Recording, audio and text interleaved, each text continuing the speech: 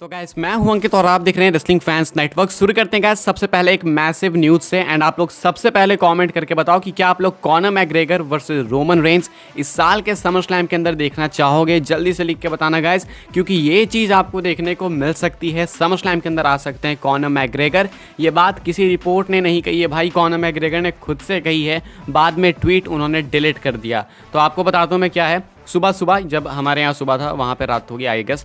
तो यहाँ पे भाई कॉनर मैकग्रेगर ने बहुत सारे ट्वीट्स किए, बहुत सारे ऐसे ट्वीट्स किए जिनको इन्होंने डिलीट कर लिया। जिन ट्वीट्स के अंदर ये रोमन रेंज के साथ मैच फ्यूड टीज कर रहे थे, जहाँ पे कि इन्होंने समर स्लैम डेब्यू को टीज किया है, जहाँ पे इन्होंने पॉल हेमन को भी ट्रोल किया है। तो इनके तरफ से मल्टीपल ट्वीट्स आए जो कि डिलीट हो गए। कुछ जो मेन ट्वीट्स हैं वो मैं आपको दिखा देता हूँ। तो एक ट्वीट था जहाँ पे ये कहते हैं there's only one champ, and उसके बाद टैग करते हैं डब्ल्यूडब्ल्यू को, कहते हैं कि एक ही चैंप है भाई, देखो वो मैं हूँ, यानी कि रोमन वोमन कोई चैंप नहीं है, ऐसा कहना है कॉनर मैकग्रेगर का। इसके बाद एक और ट्वीट करते हैं, कहते हैं I am gonna सुपरप्लेक्स Paul Heyman on site, यानी कि कहते हैं कि पॉल हेमन को मैं ऑन द स्पॉट सुपरप्लेक्स दूंगा। ये कुछ कहना है कॉनर मैकग्रेगर का। एंड इसके बाद आता है गाइस सबसे मैसिव वाला ट्वीट कॉनर मैकग्रेगर का, जिसको लेके चर्पिंग्स फैली हुई है। एंड बहुत मैसिव ट्वीट था ये, जहां पे कि अपने समर स्लैम डेब्यू को टीज कर रहे हैं। आप देख सकते होगे इस ट्वीट के अंदर कॉनर मैकग्रेगर समर स्लैम को मेंशन करते हैं एंड कहते हैं SummerSlam I pull in on the yak Roman and Paul out the bus. तो कहते हैं कि मैं एंटर करूंगा, समर स्लैम की बात कर रहे हैं, एंड रोमन और पॉल हेमन को ये रास्ता दिखाएंगे जाने का बाहर।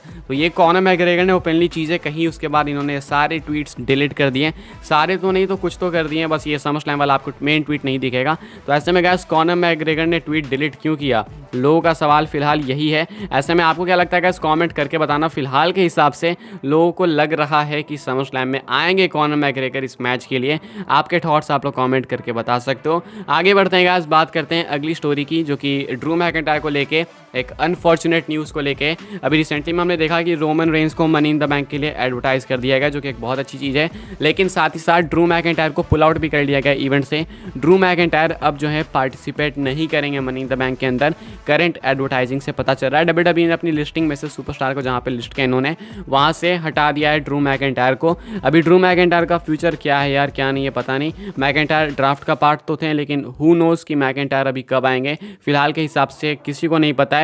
अभी मनी इन द बैंक के लिए एडवर्टाइज थे, वहाँ से इनको रिमूव कर दिया गया है। होप करूँगा जल्द से जल्द मैकिंटायर आ जाएं, क्योंकि भाई मेरी पिक तो मैकिंटायर ही है मनी इन द बैंक जीतने के लिए, एंड इनको एडवर्टाइजमेंट से ही हटा दिया गया है। तो ये चीज़ कुछ ज़्यादा सही नहीं लगी मुझे। आप लोग थॉट्स अपने कॉमेंट करके जरूर से बता सकते हो।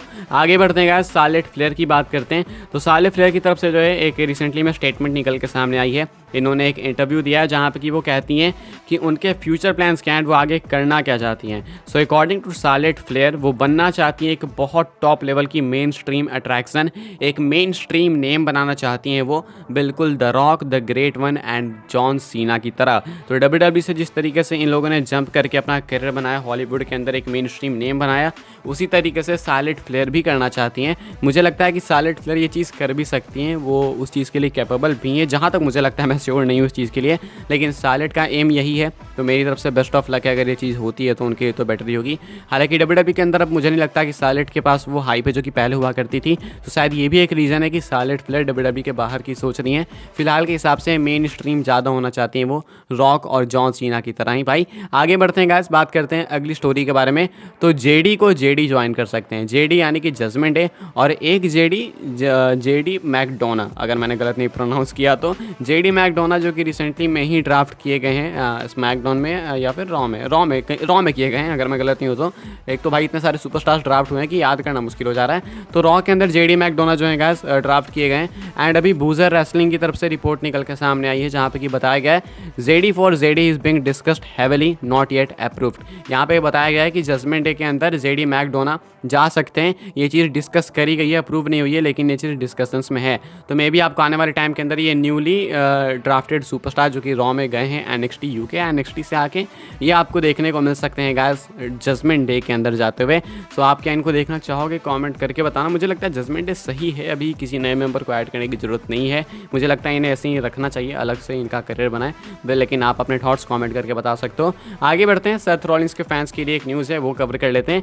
तो सेथ रॉलिंस अभी से पहले लूजिंग स्ट्रीक पे थे, हारते जा रहे थे, लेकिन अभी वो एक विनिंग स्ट्रीक पे हैं। अब ऐसा ना हो कि बोलने के बाद नज़र लग जाए मेरी लेकिन मुझे लगता है कि नहीं लगेगी। विनिंग स्ट्रीक पे फरवरी में आखिरी मैच हारे थे सेथ रॉलिंस ऑस्टिन थ्योरी के अगेंस्ट। उसके बाद वो रेगुलरली अभी जीतते जा रहे हैं। एंड माना जा रहा है कि ये स्ट्रीक लंबी चलेगी। तो बस एक छोटी सी न्यूज़ थी रॉलिंस के फैंस को लेकर एंड रॉलिंस के लिए। फिलहाल के हिसाब से गाइस इस वीडियो के लिए यही न्यूज़ अपडेट्स है। आई होप आपको वीडियो से इन्फॉर्मेशन मिली हो तो लाइक करना गाइस, शेयर करना, सब्सक्राइब करना चैनल को। मिलते हैं अपने नेक्स्ट ऑफेयर काफ़ी इंटरेस्टिंग वीडियो में।